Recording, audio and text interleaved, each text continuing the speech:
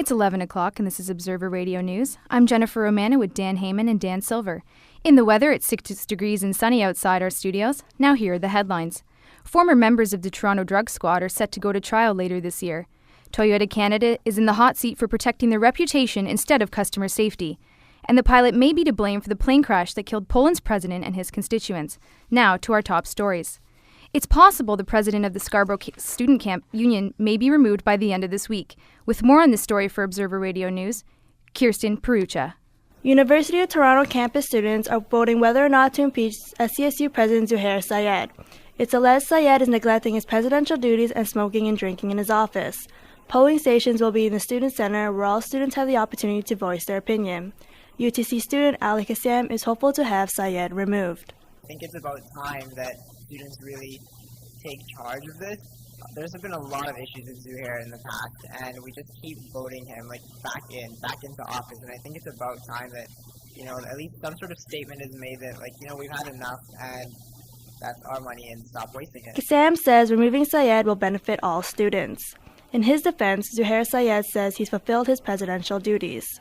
Till this day, I'm waiting for a single proof of evidence showing that I haven't done my job. Matter of fact, I have evidence to prove that I've always done my job.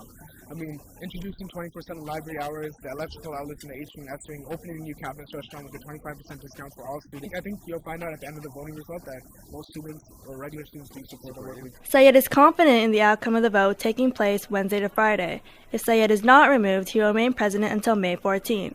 Kirsten Perucha, Observer Radio News. Former police officers in Toronto's drug squad may find themselves behind bars. They're accused of robbing and beating drug dealers and conducting searches without warrants while on the squad.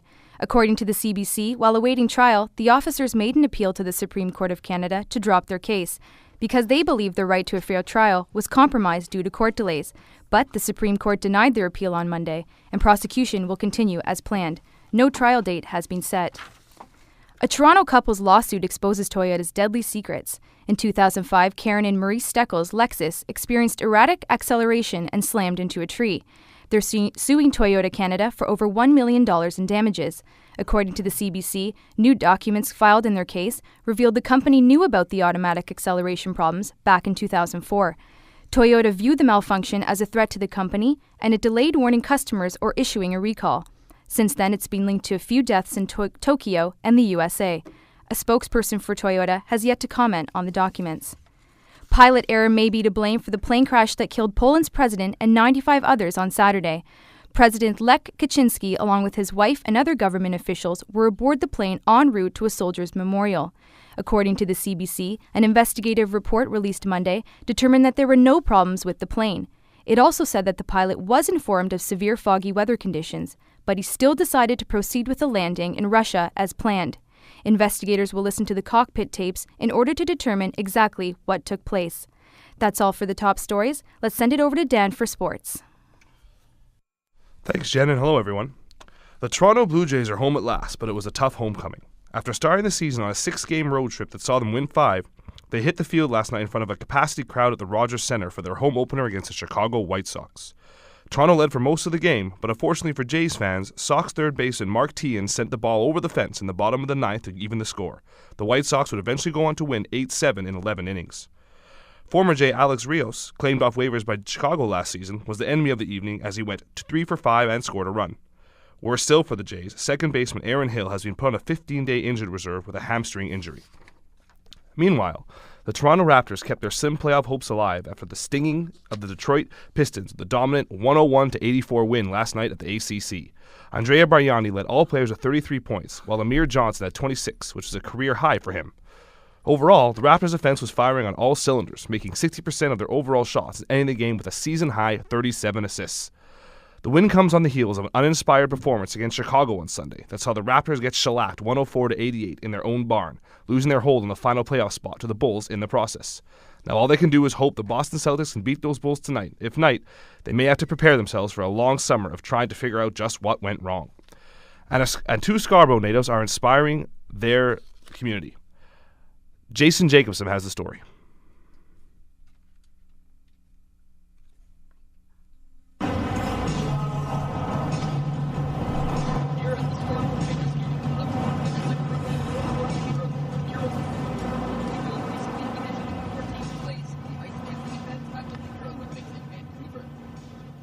Club office manager Martha Finnerty says their Olympic success is great news for the community.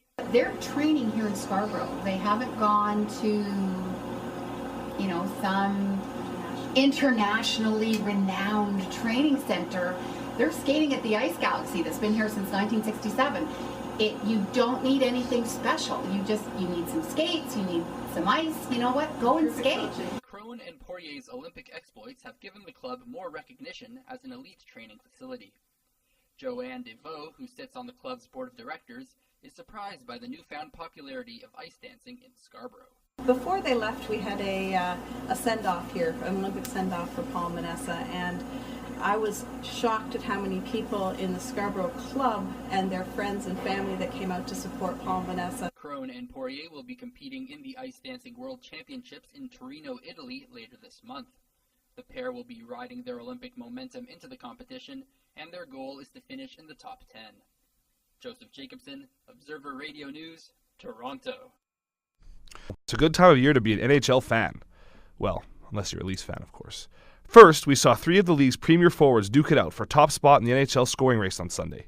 The crown eventually came to Vancouver Canuck winger Henrik Sedin, who finished the year with 112 points. That was 3 up on both Pittsburgh's Sidney Crosby and Washington's Alexander Ovechkin. Then fans got to see 2 of the league's exciting young stars in Crosby and sophomore sensation Steven Stamkos both net their 51st goals of the year. That was enough to tie for most goals scored in the regular season and earned shared ownership of the Rocket Richard Trophy. And now, fans get to look forward to the beginning of the NHL playoffs, which begin tomorrow at 7 o'clock sharp, when the Ottawa Senators are on the road to challenge the Pittsburgh Penguins. That's it for sports. Stay with us after the break for Dan Silver with entertainment. I was raised on Cajun cooking, that New Orleans cuisine. And the folks at Popeye's Chicken, well, they know just what I mean. Help me, girls. Love that chicken from Popeyes. You'll dig the way it's fried. Love that chicken from Popeyes. Feels so good inside. That New Orleans spice is oh so nice. A scandalous taste, but it's so crunchy and spicy and juicy, my Lucy. Grab a piece and bite right in. Hey, love that chicken from Popeyes. The best you ever tried. Love that chicken from Popeyes. Your taste buds will be tantalized. And once you savor that high poppin' flavor, you'll say, this is some serious chicken. And we're back. The imagination can be a powerful thing. Just ask Diane Dupuis. She uses to triumph over adversity and dream her way to success. She's now the founder of the internationally renowned production company in Toronto called The Famous People Players. And as Observer Radio's Jennifer Romano found out, it all started with a horse named Silver.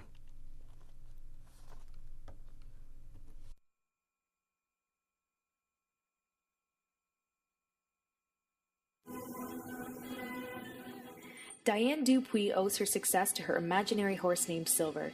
Together, they triumphed over adversity, and she says she owes their friendship to her favorite radio show, The Lone Ranger. My mother would turn the radio on and we would listen to the broadcast of The Lone Ranger. And there's something wonderful about radio because you use your imagination more. From now until April, she's telling the story of Silver in a production called Hi-Ho Silver, an ode to her imagination and how she kept on her high horse and never gave up on her dreams. She performs it along with her Famous People Players, a group of developmentally challenged individuals who work on stage and behind the scenes. She says they deserve the opportunity to triumph over their own limitations, just like she did.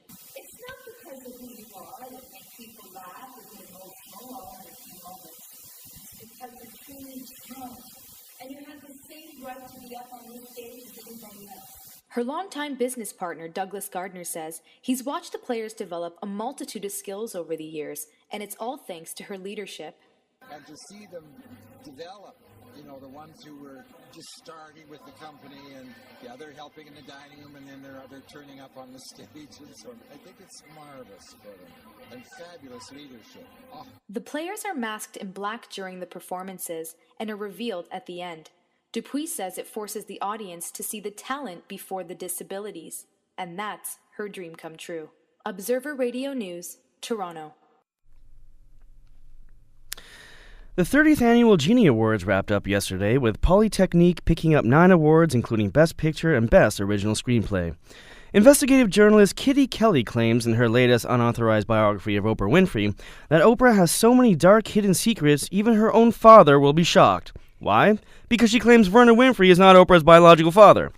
Oprah denied Kelly's claims that she spoke to 850 of her closest friends by saying, "I don't even know 850 people." Apparently, Oprah doesn't consider her 850 hairstylists, her 850 production workers, and her 850 pairs of shoes real people. Much Music announced teen pop star Miley Cyrus will co-host the MMVA Awards this year on June 20th. Cyrus will no doubt promote her third album, which will be released in June, titled I Can't Be Tamed. Coincidentally, it would also be the third time I tell a judge I can't be locked up for listening to her music because she's 17. And that's all for entertainment, and now here's Jen with the morning wrap-up. Thanks, Dan. And that's the news for now. You can catch more news on demand at centennialcollege.ca. On behalf of all of us at Observer News, thank you for listening and have a great afternoon.